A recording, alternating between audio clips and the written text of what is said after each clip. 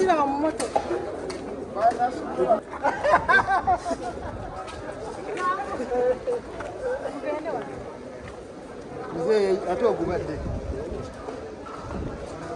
to be just Mayamba. Everybody to be just Mayamba. One solo could jump in anyone. Can't hang on that gave you.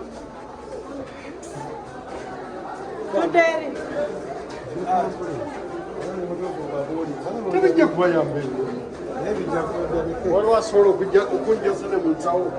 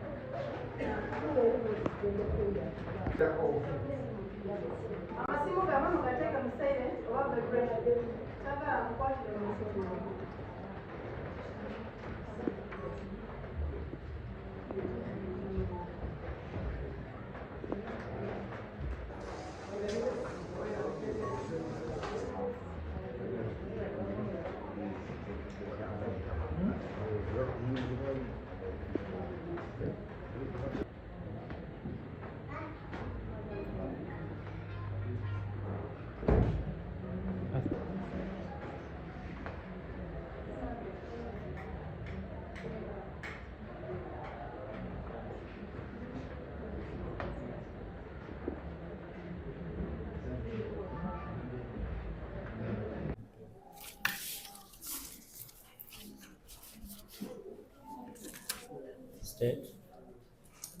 Nyamwisa Jude, Senior State Attorney, representing the state in this matter.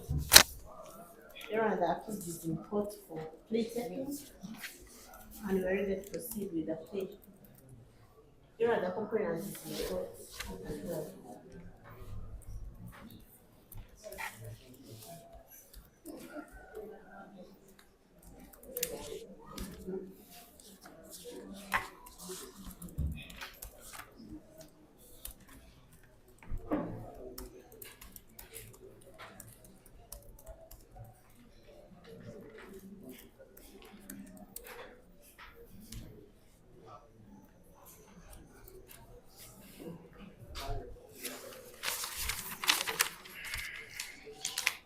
Lwasa, which language are you comfortable with?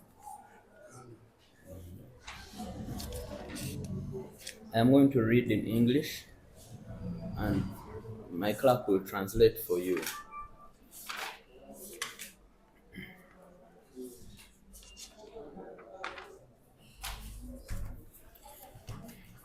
You're Lwasa Emmanuel Kawesi.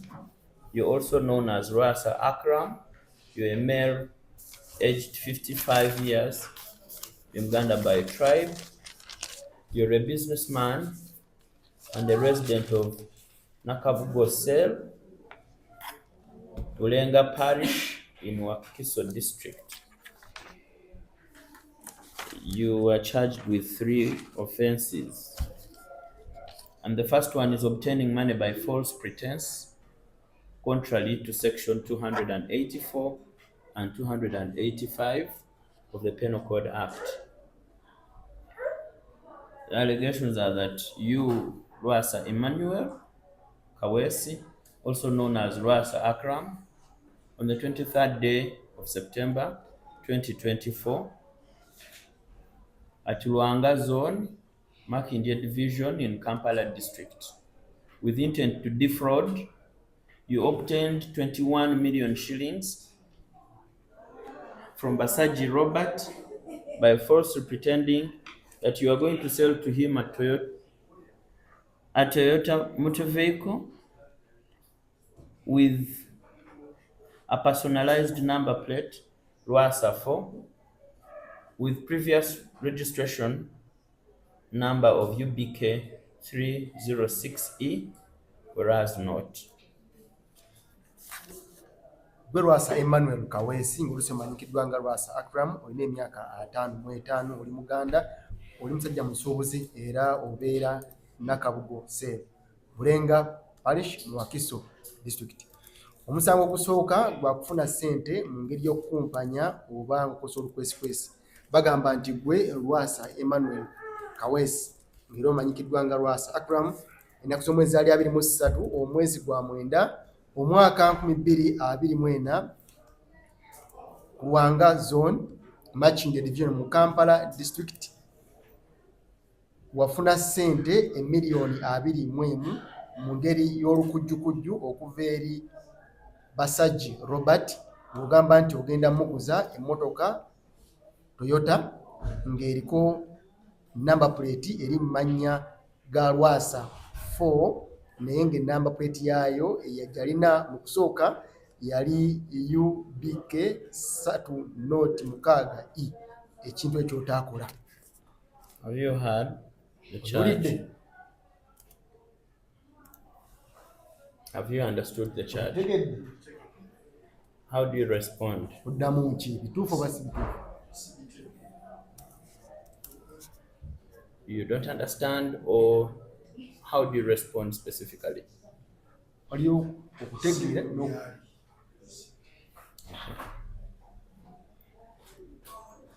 Plea of not guilty is entered on count 1. Kkooti ewandiise nti omusango gusoose okusomera obwegaanyi. Count 2, you're charged with issuing a false check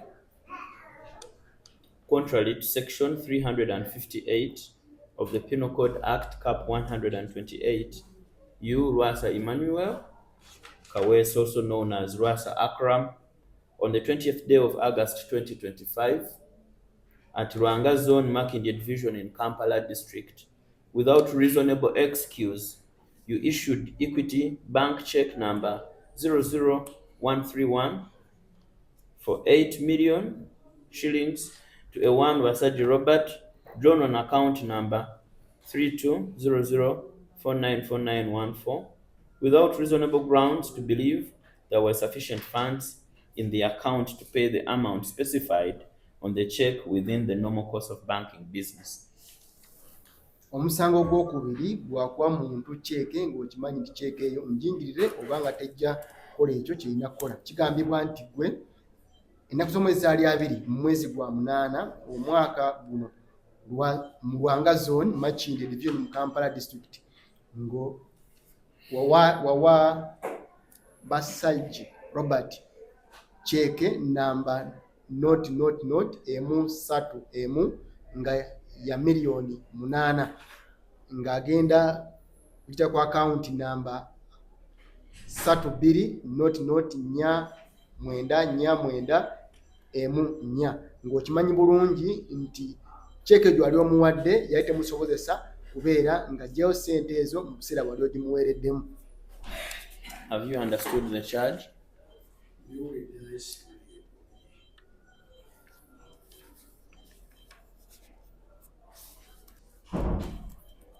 Plea of not guilty is entered on count 2.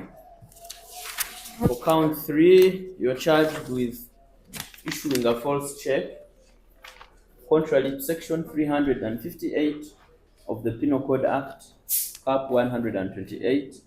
You, Emmanuel Lwasa Kawesi, also known as Lwasa Akram, on the 22nd day of August 2025 at Lwanga Zone Makindye Division, Kampala District, without reasonable excuse, you issued Equity Bank check number 00131 for 4.2 million shillings to a one Wasaji Robert, drawn on account number 3200494914, without reasonable grounds to believe there were sufficient funds in the account to pay the amount specified on the check within the normal course of banking business. Omusango namba 3 nagwa kwa muntu cheeke enjingirire amangu cheeke tujja kukola mulimu gwakikozesa. Kigambibwa nti gwe Lwasa Emmanuel Kawesi ng'omanyikiddwa Lwasa Akram ennaku z'omwezi zaali 22 mwezi gwa 8 omwaka guno ku Lwanga Zone Makindye Division mu Kampala District. Wakimanya bulungi nti cheeke yali ya banka ya Equity yali namba not emu 3 nga yali eriko $1,420,000 nga check eno wajiwa Basajja Robert agenda ajje ssente ku account number 32499491 okimanyi nti ssente zino tezaaliyo ku account ye tasobola kuzifuna mu kaseera ako. Have you understood the charge?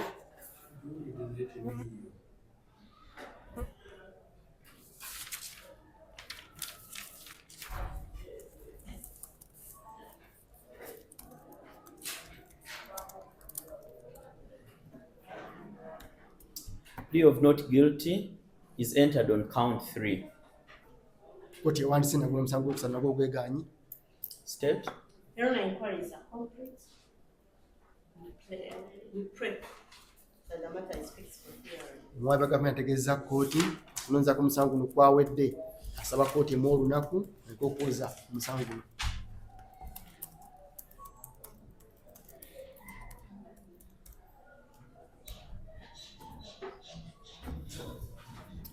You have a right to apply for bail. Ssemateeka akuweddemu okusaba okweyimirirwa.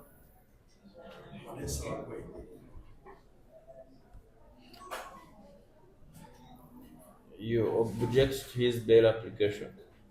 Era ssemateeka akkiriza okuddamu ku ebyaba asabye. No, I'm asking him, do you object to the bail application? Owanika kuddamu ku byagenda osaba.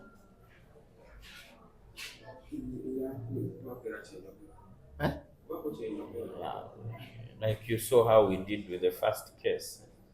He will first present his application, we'll listen to it, then I'll listen to the state attorney, and then I'll listen to you. Amateeka kiri nti asaba asooka n'asaba bwe noddamu omwami gavumenti n'addamu kusaba kwoli kwaba agambye naawe n'okkirizibwa okubaako ky'oyogera ku ekyaba asabye. Where are your sureties? Abakweyimirira baliwa?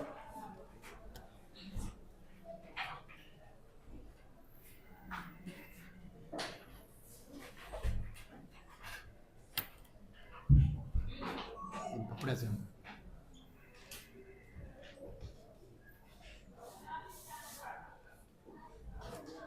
Muweereze empapula ezo.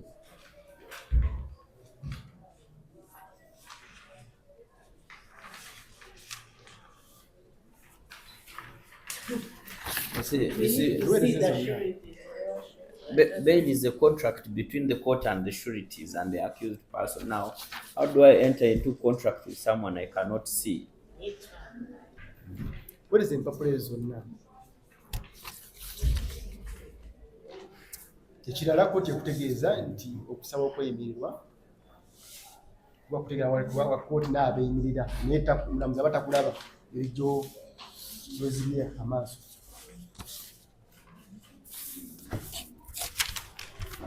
Photocopy of the national ID.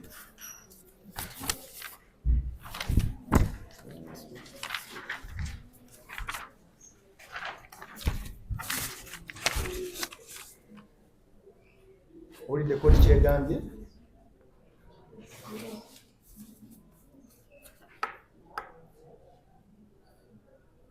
I'm sorry, but I have issues with releasing news people. I'm a political figure. There's nothing wrong with I standing. don't know how I go back to that constituents. We are hearing against each other. No. I'm so sorry. I don't think okay with it. This is not what you're okay with. First and foremost, any person who has never appeared in court should be the first to cast a stone upon any other person. There's nothing wrong with standing surety for anybody.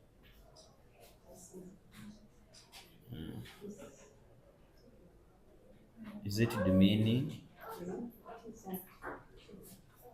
Does it impact on your political career Somehow. that you stood for somebody? No. You know me, in my relationship with my husband, I've kept it alone. Me all alone. Now you cannot keep it anymore because you see, It is not something that can happen. Let me take your name. What's your name?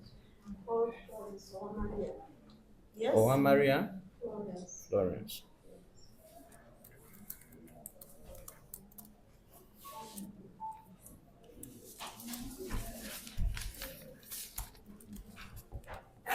How old are you? 21 years.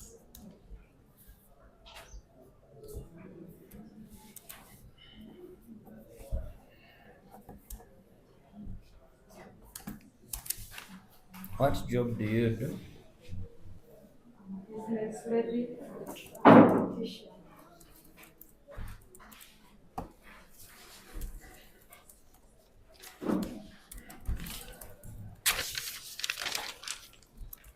Where do you do your business from? From Kakalu, Lwasa. What business? I'm doing the ladies' garments and events management.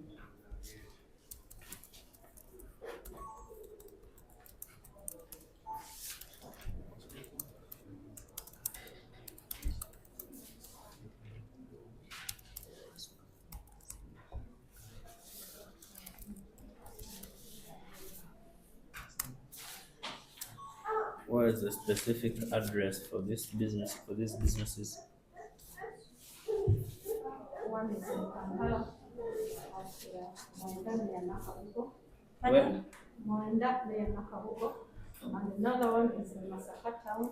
Let's first start with the one in Kampala.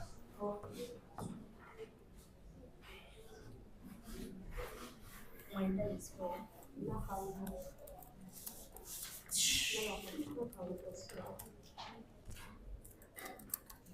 Nakabugosel. That one is in which ward? What is parish it is in Nakabugo state.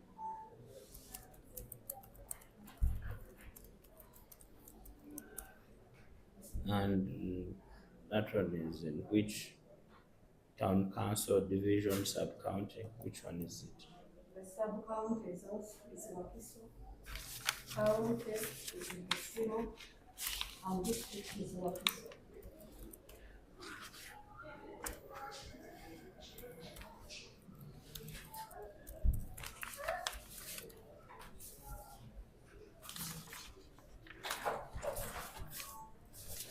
And you're a politician of what level?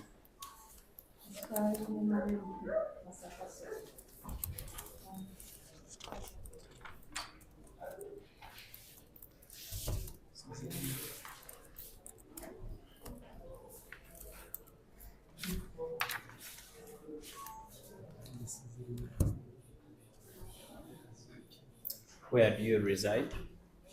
I reside in Nakabugo. And my country home is in Masaka.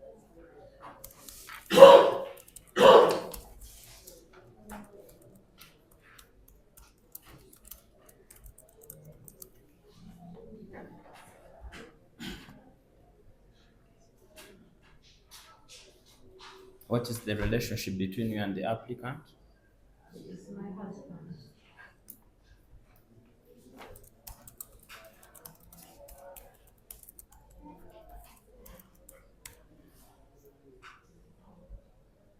What is your contact? 0701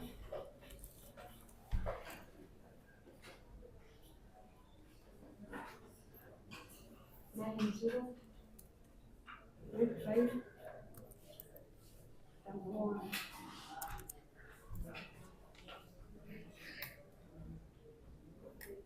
Okay, you may sit.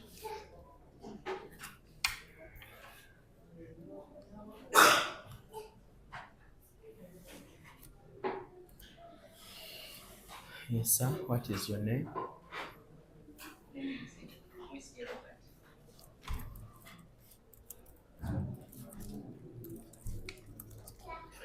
Robert, how old are you?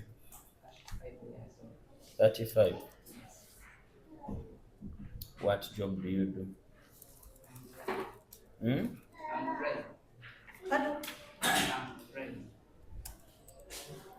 I've not. He's a driver. What do you drive?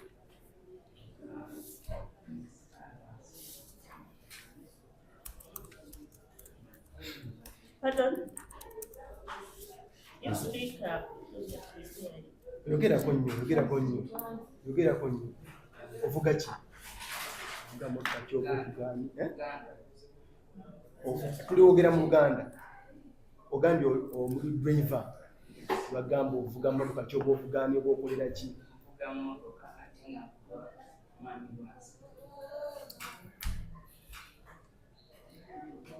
So what is the relationship between you and the applicant?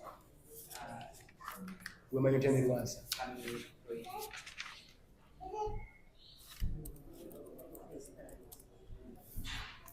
Repeat it. Wemanyi otya ne Lwasa?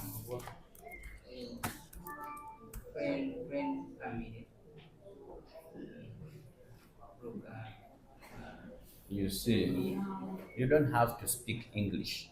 You can respond to him in Luganda Osobola obiddamu mu and Luganda. he will. Bagenda nti okukwatagana kwammwe ne Mwami Lwasa kuli okutya. Bamuli onna Luganda ki oba omumanyi otya oba omwemidde ng'ani? Mukwano gwa maama wange era nga maama we yasabye omulimu olwa Mwami Lwasa kuba 2009 nambeera naye era nkuliridde mu mikono gye.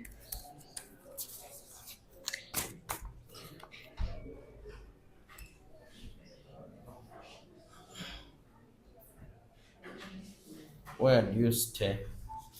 Sula wa?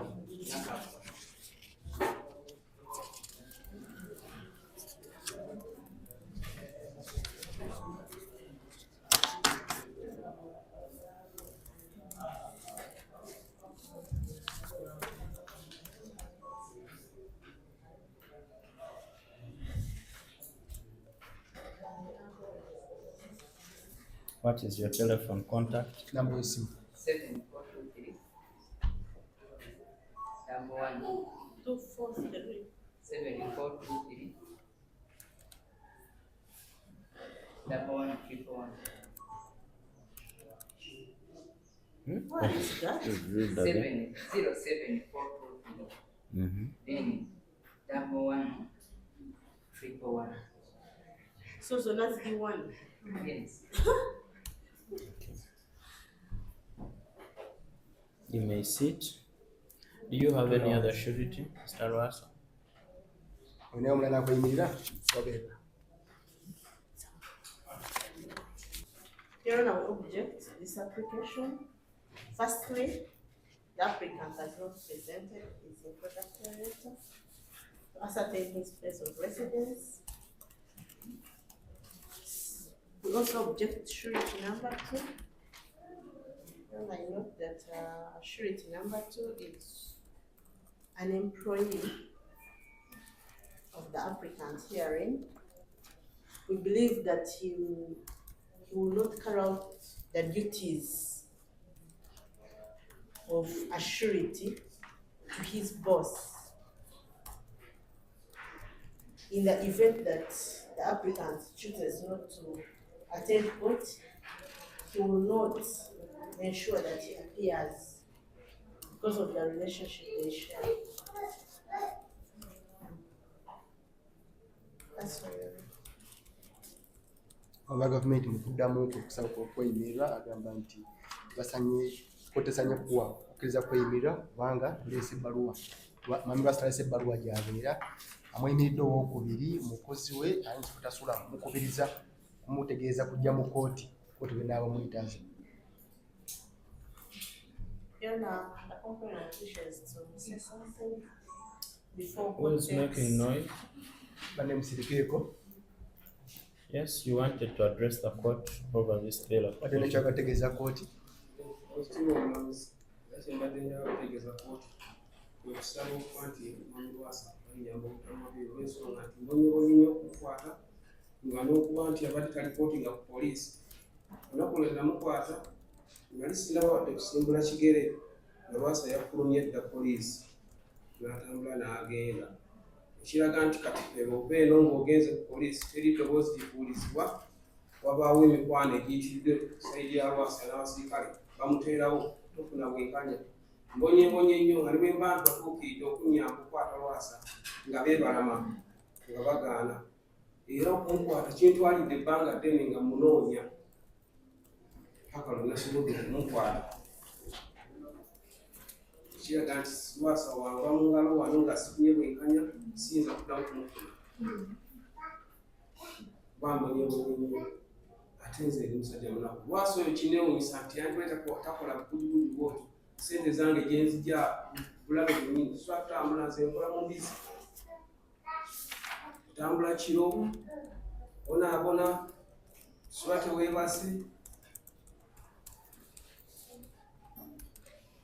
We are not dealing with the merits of the case. We are dealing with a bail application, and if you're making your response, limit it to the bail application. Why you think I should not? Tetuli mu kuwuliza musango wakuwa butuliza musango wabula ayagala oddemu lwaki kutwagala kkooti emukiriza okweyimirirwa yadagala kyoba oddamu kyokka si bya musango nga bulina kuwulirwa Nti okumukwata kitundu ky'embeera kizibu nga nze n'abasirikale bennyini boyinza oga nti oba bakwate Lwasa buli omu abanga amutya ekitiibwa omulamuzi kadde ensaba mbeere wa kisa oyimire.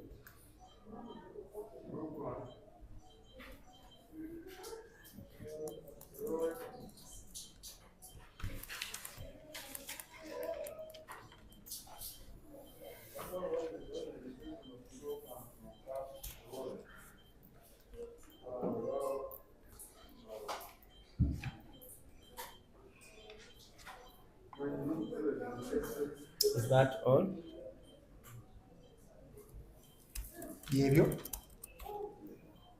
Mr. Lwasa, how do you respond to the issues that have been raised on your bail application? One of the sureties you have presented have challenged him on the basis that he's your employee and therefore cannot prevail over you to appear in court. And then the issues raised by the complainant. oddamu ki ku bino ebyogeddwa ekisooka akuyimiridde owookubiri mukozi wo ayinza okusobola kulagira kujja mu kkooti nga kkooti bwekyagala naku bwebina bakuwadde n'omwami ebyayogedde mu Uganda Twala obuvunaanyizibwa neereete ate ndimumanyifu nnyo sobola kulya wano wonna.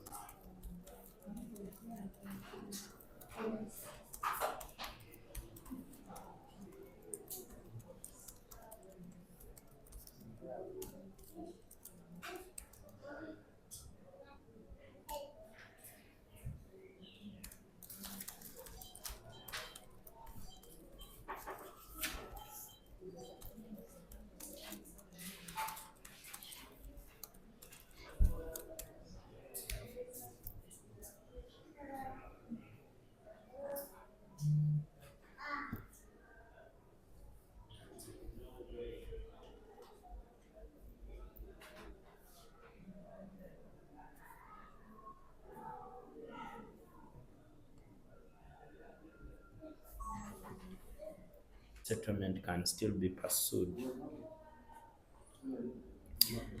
This is the ruling of court. I have carefully considered this application as presented by the applicant. I've also considered the objections of state and the reservations raised by the complainant.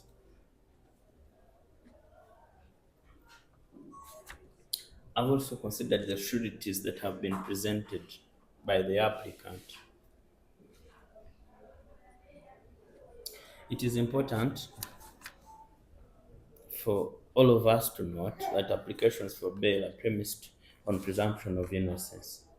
Bottom line, applicant before me also enjoys the same presumption.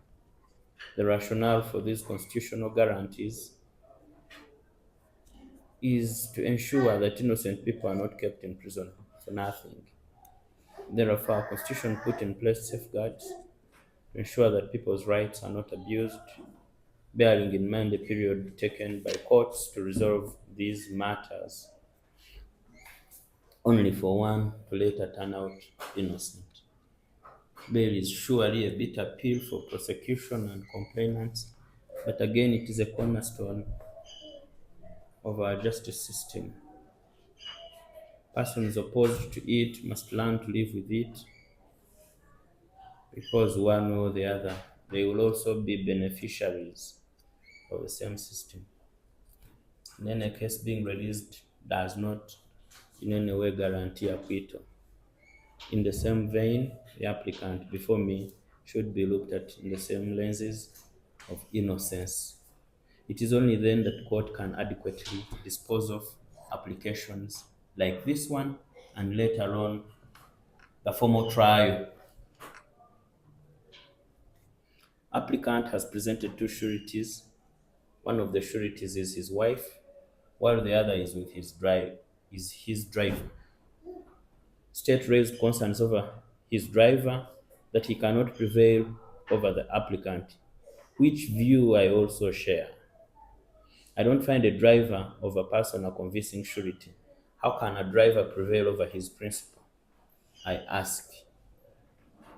On that basis, I reject surety number 2 because he is not substantial. However, I already presented his spouse, who is not contested, who I find substantial. She is more compelling and can prevail over the accused in this matter and compel him to appear in court whenever required.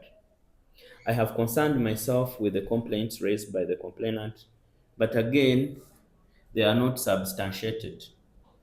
Inasmuch as he claims that police fears the applicant, it is the same police that investigated this matter and presented the applicant before court. If indeed police was afraid of the applicant, this matter would have never seen the light of day in court. Such arguments cannot be left to stand. All in all, the applicant has satisfied the condition for the grant of bail. His application is allowed. He will execute a non-cash bond of 40 million. His one surety, who is his wife, is bound in the sums of 30 million, not cash. The implication of these non-cash bonds should be emphasized, that in the event of absconding, then the applicant would be arrested and would only be released upon payment or upon executing this recognizance. It should therefore sound a warning to the applicant that he must present himself before the court whenever he is required in order to fast-track the trial process. Bail is granted in the terms suggested by the court. He will report back here on the 8th of January 2026, when this case shall appear for hearing. Should reconciliation take root, parties should notify the court so that it can give further orders and directions in this matter. Otewuliriza okusaba kw'okweyimirirwa omwabya gavumenti byazzeemu n'oyo yawaaba omusango no byazzeemu. Koti mu kusaba kw'omuntu kw'okweyimirirwa etunuulira ebintu bingi. Ekimu kyo nti omuntu okumusomera omusango kitegeeza nti omusango ogwo yaguzza, kimala kwetabuliza okukasa ensonga eyo oyaguzza. Agamba nti yalese bamweyimirira ababiri, naye akkaanyaludde oluwaabi nti abadde ayimirira owookubiri si wankizo okweyimirira muntu ono, kubanga lwevaawe tasobola mulagira kujja mu kkooti. Abeera mukozi we, atasobola kugamba mukama we abeere nga ajja mu kkooti. Omulamuzi n'agamba nti yeeyimiridde owookubiri tasaana kweyimirirwa. Mwami Lwasa kitegeeza asigazza amweyimirirwa omu ye mukyala we. Kkooti bwezudde nti ye wankizo asobola omukubiriza okubeera nga ajja mu kkooti. Kkooti n'emukkiriza okweyimirirwa kaluka kkooti ka miliyoni 4 ezitali za buliwo, n'amweyimiridde mukyala we miliyoni 3 ezitali za buliwo. Kkooti n'egamba sente zino z'egamba ezitali za buliwo zifuukiza businga takomyewo mu kkooti olunaku lwe kkooti emutegeeza okujja mu kkooti. N'agamba ajja kunasa omwezi 8 omwezi ogusooka omwaka ogujja, naye singa wabaawo entegeragana zonna zemuba mutuuseeko mujje ne mutegeeza kkooti kyemunaba mutuuseeko.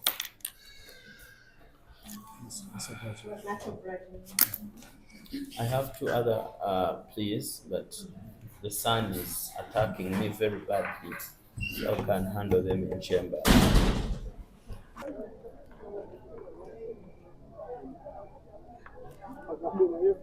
bampulidde n'endagaano eraga nti emmotoka yange mu budde obwo kubanga nali mmaze okumuwa ssente zange $21,200 ne ku ssaawa ya leero bamuwadde beyiro era kimpisiza bubi nnyo sifunye bwenkanya.